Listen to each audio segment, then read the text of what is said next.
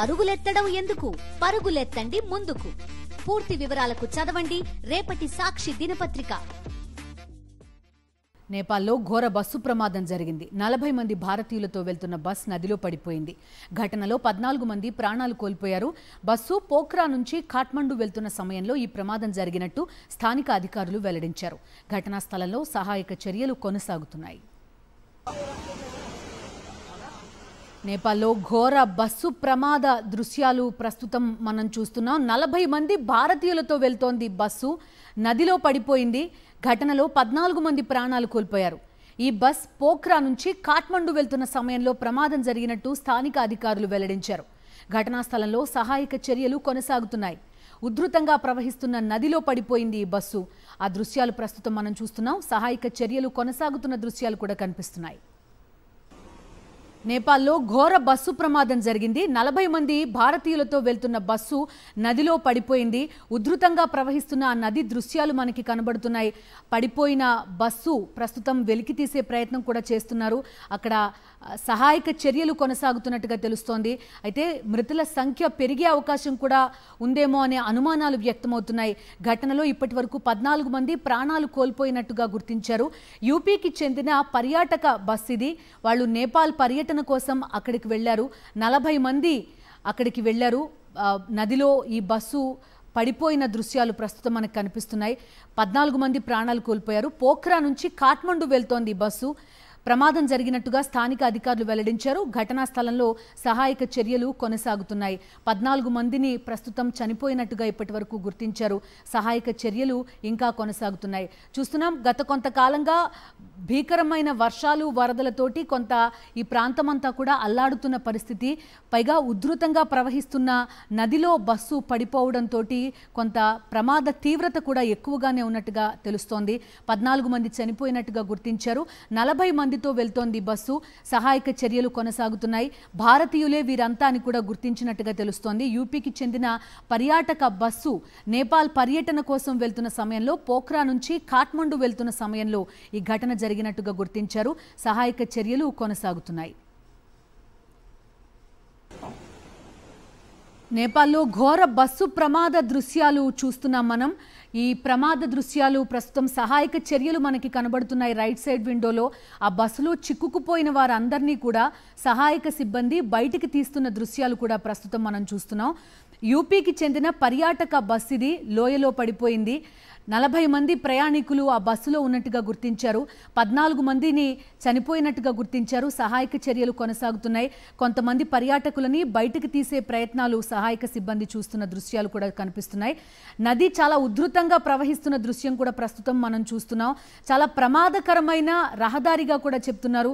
ఒకవైపు ఎత్తైన కొండ ఉంటుంది, మరొక వైపు అతిపెద్ద లోయ ఉంటుంది. ఆ లోయలో ప్రవహిస్తున్న నది దృశ్యాలు కూడా ప్రస్తుతం మనకి కనిపిస్తున్నాయి. చాలా ప్రమాదకరమైన మలుపు రహదారిగా కూడా దీన్ని పేర్కొంటూ ఉంటారు.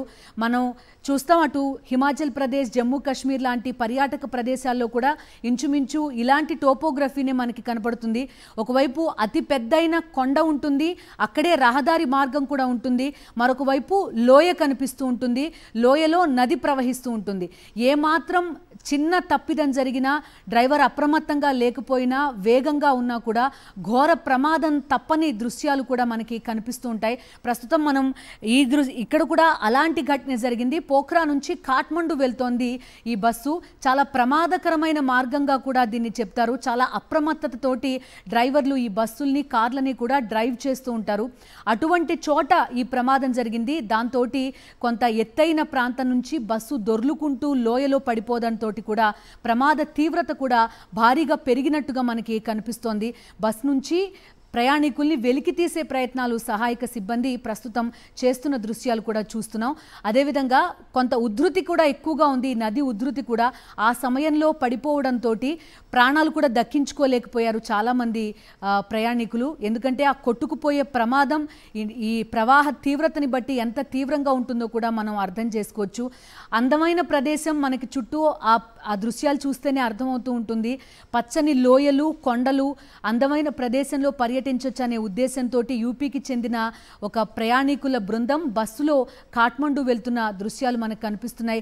పోఖ్రా నుంచి కాఠ్మండు వెళ్తున్న అతి ప్రమాదకరమైన మార్గం గుండా ఈ బస్సు ప్రయాణిస్తున్న సమయంలో ఈ ఘటన జరిగింది. 40 మంది ప్రయాణికులు ఈ బస్సులో ప్రయాణిస్తున్నారు.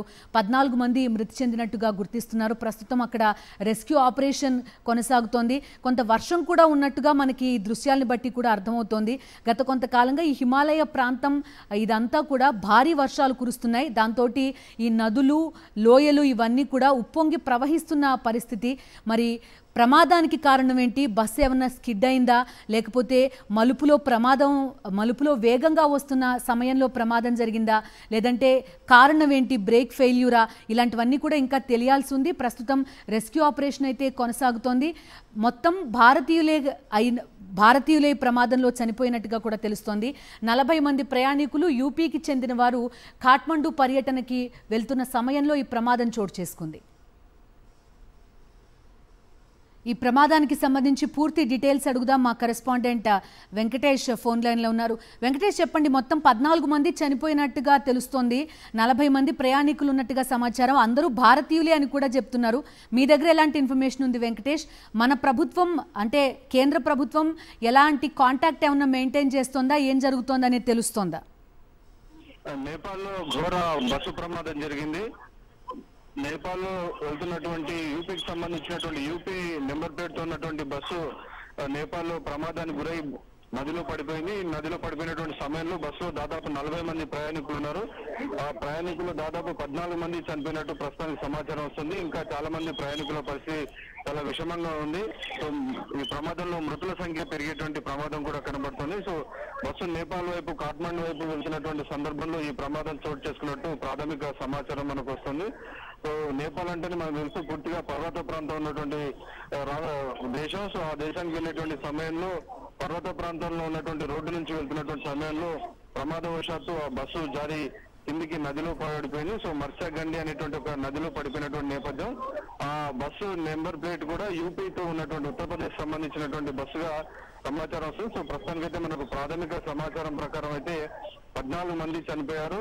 చాలా మంది పరిస్థితి చాలా విషమంగా ఉంది. చాలా మంది వారికి చికిత్స అందజేసేటువంటి ప్రయత్నం ప్రస్తుతం చేస్తున్నారు. సో ఆ బస్సులో ఉన్నటువంటి క్షతగాత్రులందరినీ కూడా బయటికి తీసి వారిని రక్షించేటువంటి ప్రయత్నాలు కొనసాగుతున్నాయి. ఈ బస్సు 11:30 సమయంలో ప్రమాదానికి గురైనట్టుగా అధికారులు వెల్లడించారు. సో ఇమీడియట్ గా ఈ ఘటన తెలుసుకున్నటువంటి వెంటనే అధికారులందరూ కూడా రక్షణ చర్యలు, వారిని రక్షించేటువంటి ప్రయత్నం అయితే ప్రస్తుతం అయితే కొనసాగుతోంది. Okay Venkatesh, thank you.